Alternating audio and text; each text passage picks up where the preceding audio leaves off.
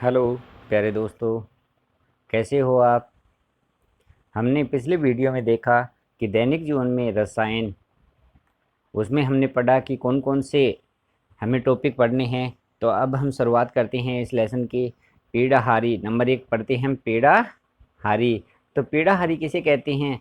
पीड़ाहारी वे रसायन जो पीड़ा और दर्द को कम कर देते हैं, यानी वे रसायन होते हैं जो पीड़ा और दर्द होता है, पेन होता है, उसको क्या कर देते हैं? कम कर देते हैं या पीड़ा का हरण कर लेते हैं, वो पीड़ाहारी कहलाते हैं। इनको दो भागों में बांटा गया है, अस्वापक और स्वापक, जिसे नॉन नारकोटिक कहते हैं और इसे नारकोटिक कहते हैं। यानी स्वापक क्या होता है और अस्वापक क्या होता है? तो सीधी सी बात है, जो अस्वापक होता है उसके आदमी को आदत नहीं पड़ती है या वह उसके अभ्यस्त नहीं होता है, और जो स्वापक होता है वो उसमें उस आदमी को उसकी आदत या लत लग जाती है। दोनों में मेन डिफरेंस यही है। और जो अस्वापक है वह जबरनासी लक्षण भी उत्पन्न करता है, लेकिन स्वापक होता है वह तीव्र दर्द में उपयोगी होता है। जैसे परसों प्रक्रिया होती है, या उसमें भी किसका उपयोग किया जाता है? स्वापक का उपयोग किया जाता है। अब हम देखते हैं कि अस्वापक के उदाहरण क्या है। एस्प्रिन, पैरासीटामोल, जबकि स्वापक के मॉर्फिन, कोडीन, हशीश। अब देखते हैं आगे कि जो एक दिया गया है एस्प्रिन है, उसको कभी भी हमें खाली पेट नहीं लेना चाहिए। कारण क्या है इसका? कारण ये कि एस्प्रिन है, जब इसका जल अपघटन होगा यानी शरीर में जाएगी, तो जल अपघटन होगा तो उससे क्या बना लेगी? सैलिसिलिक एसिड, यानी एसिड बना लेती है, और एसिड बनाने से हमारे शरीर में एसिड की मात्रा ज़्यादा हो जाती है। तो यह आमाशय की दीवारों पर क्या कर देती है? घाव कर देती है। इसके कारण यह नुकसानदायक होता है। उसके बाद हम देखते हैं कि एस्पिरिन होती है, उसका केमिकल फॉर्मूला क्या होता है, यानी केमिकल नेम। तो 2 एसीटोक्सी बेंजोइक अम्ल, इसका केमिकल नेम क्या है? 2 एसीटोक्सिक बेंजोइक अम्ल, ये इसका नाम है। और इसकी ये स्ट्रक्चर दी गई है, बेंजीन OCO CH3 और COOH कार्बोक्सिलिक और एसिटोक्सी, दो समूह लगे होते हैं। तो कई बार एक नंबर का प्रश्न पूछ लिया जाता है कि एस्पिरिन है, इसका केमिकल नेम क्या है या फिर उसका फॉर्मूला क्या है। आगे देखते हैं हम पैरासीटामोल। तो पैरासीटामोल का केमिकल नेम क्या है? 4-एसिटेमिडोफिनोल। क्या है? 4-एसिटेमिडोफिनोल। और इसकी स्ट्रक्चर है ये दी गई है, जिसमें एक OH समूह लगा हुआ है और एक NHCO CH3 समूह है लगा हुआ है। उसके बाद में हम देखते हैं दूसरा प्रशांतक। पहला पिडारी देखा, दूसरा प्रशांतक देखते हैं। प्रशांतक क्या होती है? जो मानसिक रोगों के निदान व उपचार में उपयोगी होती है। मानसिक रोगों के निदान और उपचार में, यानी जिसमें चिंता होती है या फिर अवसाद होता है उनमें। तो ये तंत्रिका तंत्र के लिए सक्रिय औषधि है और केंद्रीय तंत्रिका तंत्र पर प्रभाव डालती है मेन रूप से, और यह निंद्रा कारक प्रभाव भी है इसका। अब देखते हैं जितनी भी नींद की गोलियां हैं उन सभी का क्या आवश्यक घटक कौन? पैरासीटाम, ये प्रशांतक। अब देखते हैं मेटा ब्रोमेट, इक्विनेल, क्लोरडाइजेपोक्साइड, ये सभी प्रशांतक के उदाहरण हैं। तो इसमें एक उदाहरण बारब्यूरेट भी दिया गया है, जो बारब्यूरेटिक अम्ल के व्युत्पन्न होते हैं, और इसका उपयोग प्रशांतक व नींद के लिए किया जाता है। और इसके एग्जाम्पल दिए गए हैं, वेरोनल, ल्यूमिनल और सेकोनल आदि बारब्यूरेट के एग्जाम्पल है। अगला देखते हैं हम प्रतिरक्षी। तीसरा क्या दिया गया है? प्रतिरक्षी, C नंबर। एक नंबर तो अपना था, क्या था? एक नंबर पीड़ाहारी, नंबर 2 क्या था? प्रशांतक, और 3 नंबर दिया गया है प्रतिसूक्ष्म जीवी, यानी एंटी माइक्रोबियल। वे सूक्ष्म जीव, वे वे जो सूक्ष्म जीवों की वृद्धि को रोक देती हैं, वे रसायन जो सूक्ष्म जीवों की वृद्धि को रोक देती हैं, उन्हें क्या कहते हैं? प्रतिसूक्ष्म जीव। ये कितने प्रकार के होते हैं? 3 प्रकार से ये रोगों के नियंत्रण करते हैं। नंबर 1 तो प्रकार बताए गए सूक्ष्म जीवों को मारकर, नंबर 2 वृद्धि को रोककर, और नंबर 3 बताए गए शरीर की प्रतिरोधक क्षमता में वृद्धि करके। इसके बाद में आता है प्रतिजैविक, यानी एंटीबायोटिक। वे रसायन जो जीवाणु, कवक और फफूंद द्वारा उत्पन्न होती हैं, यानी जो प्रतिजैविक है वो जीवों द्वारा उत्पन्न होते हैं और जीवों की क्या करते हैं? नष्ट कर देते हैं। यानी संक्रामक रोग उत्पन्न करने वाले सूक्ष्म जीवों की वृद्धि को रोक या नष्ट कर देती हैं। तो सबसे पहले जो प्रतिजैविक प्राप्त किया गया वो किया गया जर्मन वैज्ञानिक, बायोलॉजी के वैज्ञानिक थे, कौन? पॉल एड्रिस। उनके द्वारा सिफिलिस के इलाज के लिए, किसके इलाज के लिए? सिफिलिस बीमारी के इलाज के लिए आर्सफेनिपिन बनाई गई, जिसे क्या नाम दिया गया? सिल्वरसेन। क्या नाम दिया गया जिसे? सिल्वरसेन। यह प्रथम प्रतिजैविक औषधि है।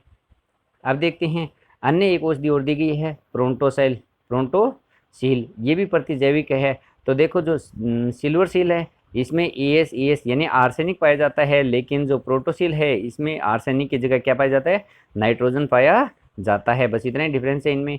तो प्रोटोसील की क्रियाशीलता, इसमें क्रियाशीलता भाग कौन सा है, किसके द्वारा ज़्यादा क्रियाशील होता है, तो पी एमिनो बेंजीन सल्फोनमाइड यानी C6H4SO2NH2 भाग द्वारा। और जो प्रोटोनसील के बाद में जो सल्फर आता है, सल्फर के कारण यहाँ पे सल्फा औषधियों की खोज की गई। उसके बाद में हम देखते हैं पेनिसिलियम। क्या देखते हैं, पेनिसिलियम। अब पेनिसिलियम एक जैविक औषधि है जिसमें 1929 में ए फ्लेमिंग ने फुफुंद पेनिसिलियम नोटेटम से प्राप्त की। किससे की, पेनिसिलियम नोटेटम से। और किसने, फ्लेमिंग ने। किससे, फुफुंद के पेनिसिलियम नोटेटम से पेनिसिलियम प्राप्त की। अब देखते हैं एंटीबायोटिक है यानी प्रतिजैविक है, उसके प्रकार एक तो जीवाणुनाशी और एक जीवाणुरोधी। जीवाणुनाशी जो जीवों का नाश कर देती है, और जीवाणुरोधी जो जीवों का रोग देती है या जीवों की वृद्धि को रोक देती है। जीवाणुनाशी के उदाहरण दिए गए पेनिसिलियम, ओफ्लोक्सोसिन और एमिनो ग्लाइकोसाइड। जबकि जीवाणु निरोधी है ये क्लोरमफेनिकोल और टेट्रासाइक्लिन या एरिथ्रोमाइसिन। अब देखते हैं जीवाणु दो प्रकार के बताए गए हैं, ग्राम पॉजिटिव और ग्राम नेगेटिव। विरचन के आधार पर, किसके आधार पर, विरचन के आधार पर यानी रंगनी के आधार पर।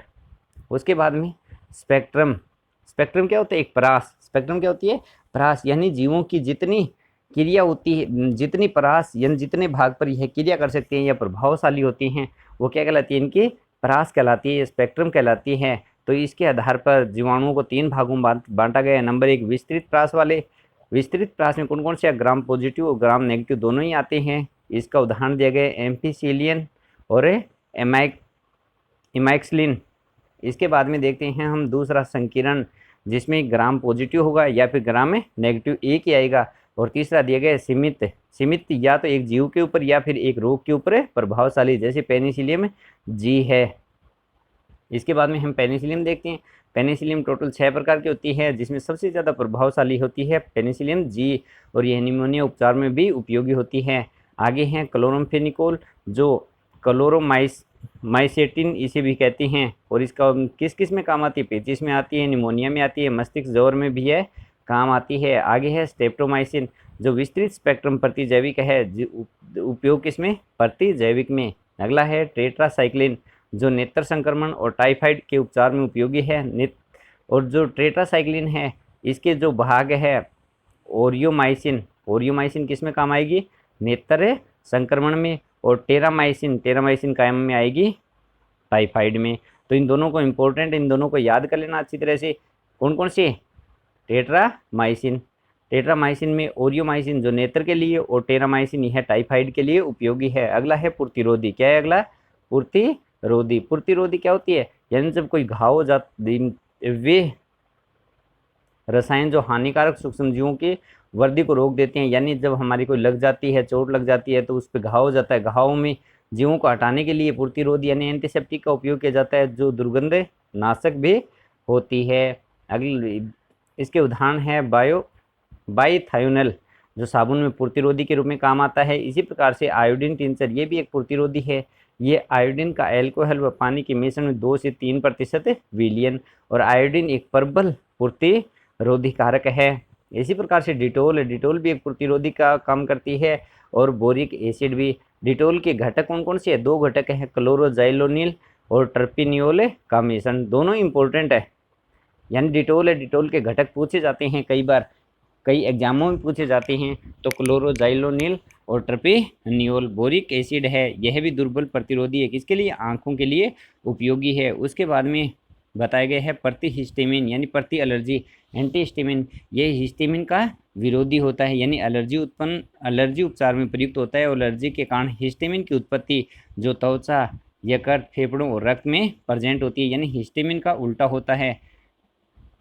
तो हिस्टामिन पैदा कैसे होता है, अल्फा एमिनो अम्ल हिस्टिडीन का जब वी कार्बोक्सिलीकरण करते हैं, CO2 बाहर निकलती है, तो क्या बनेगा, हिस्टामिन बनेगा। प्रतिहिस्टामिन के उदाहरण दिए गए हैं, डाइनेटेप, सेल्डेन, डाइफेनिलहाइड्रामीन, क्लोरफेनिरामीन।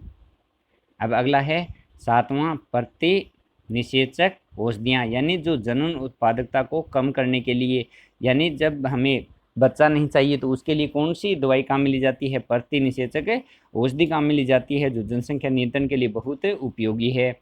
इसमें एस्ट्रोजन और प्रोजेस्टेरोन की व्युत्पन्न होते हैं। ये एस्ट्रोजन और प्रोजेस्टेरोन हार्मोन होते हैं जो महिलाओं से उत्पन्न होते हैं, तो इनमें यह बहुत उपयोगी है।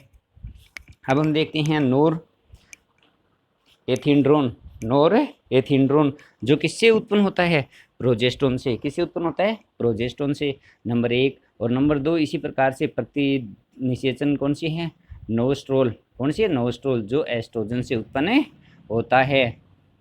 और जो मनुष्य होता है या नर होता है, नर में कौन से हार्मोन होते हैं? टेस्टोस्टेरोन। कौन सा हार्मोन होता है? टेस्टोस्टेरोन। नर में टेस्टोस्टेरोन और मादा में होता है एस्ट्रोजन और प्रोजेस्टेरोन। एस्ट्रोजन से नोरएथिंड्रोन और जो एस्ट्रोजन है उससे नोस्ट्रोल प्राप्त होता है। इसी प्रकार से अन्य एक प्रतिनिषेचक दिए गए हैं मेटाजाइलोहाइड्रोक्विनोल, जो मटर के तेल से प्राप्त होता है। अन्य दी गई है रूटीन, सेटलेरिन, सिप्रोटिनोन, हेक्सामेथिल फास्फाइड। आगे दिया गया प्रति अम्ल एंटी एसिड दिया गया है। जो एसिड की मात्रा अगर बढ़ जाए तो उसको कम करने के लिए, यानी अमाशय होता है जिसमें HCl लगातार उत्पन्न होता रहता है। अगर HCl की मात्रा ज़्यादा हो जाती है तो पेट में अम्लीयता की मात्रा ज़्यादा हो जाएगी, तो जो नुकसानदायक होती है, तो उसके उपचार के लिए किसका उपयोग किया जाता है? प्रतिजैविक का। किसका उपयोग किया जाता है? प्रतिजैविक का। अब प्रतिजैविक के लिए जो प्रतिजैविक होती है उनकी प्रकृति कैसी होती है? क्षारीय। जितने भी क्षारीय यानी धातु ऑक्साइड है उनका उपयोग किया जाता है, जैसे MgOH2 जो मिल्क ऑफ मैग्नीशिया है, MgCO3 का। और इसी प्रकार से सिमेटिडिन, रेनिटिडिन, ओमेप्रिजोल और लेंसोप्रिजोल, इनका उपयोग किया जाता है। धन्यवाद बच्चों। अगर मेरा वीडियो अच्छा लगे तो लाइक और मेरे चैनल को सब्सक्राइब करना। अगले वीडियो में मैं इससे आगे वाला बिंदु लेके आऊँगा।